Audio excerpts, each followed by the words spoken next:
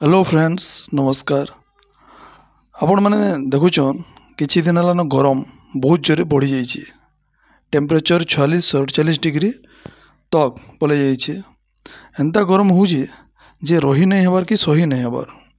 इथिर लगी पाणीपाग विभाग रु सबुले सतर्क सूचना दिया हेसी भी सब वर्ष मैं 29 रु जून 2 पर्यंत टेम्परेचर बहुत बढ़वा बोली हाई अलर्ट जारी करा जाइए।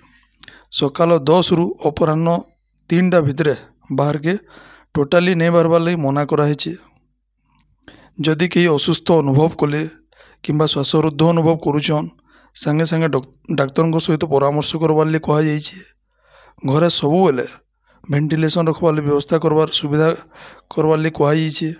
कबाट खोला रखबार कथा। मोबाइल व्यवहार कम करवार लिए कहुई। बेसी गरम जो मोबाइल फाटी जबार संभावना अच्छे तो यही सब सतर्कता मान जारी कराई। एंता समय जिते बेले लाइन पावर कट बारंबार हो लोक घरे रही नहीं पारबार। मैदान समय जदि लाइन बारंबार पावर कट हवा बेले लोक घरे रहाटा बहुत कष्टकर है।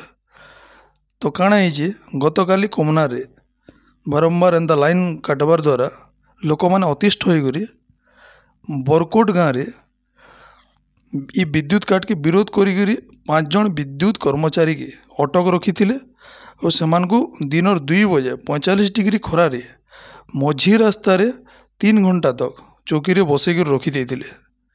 तो एंता समय जदि दिन 2 पहरे बारंबार लाइन कटवा लोक केंता करी रही पारे। तो ये प्रचंड खरारू रक्षा पाइबार लगे आम किसी जिनिस नियम पालन करवा कथा जेनटा कि सरकार तरफ अंशुघात के अंशुघात रक्षा पाइबार विभिन्न प्रकार पदक्षेप मान नबार लगी एवं सतर्कता अवलंबन करवार लगे जेनटा कहसन से सबू जिनिस आम मानबार कथा।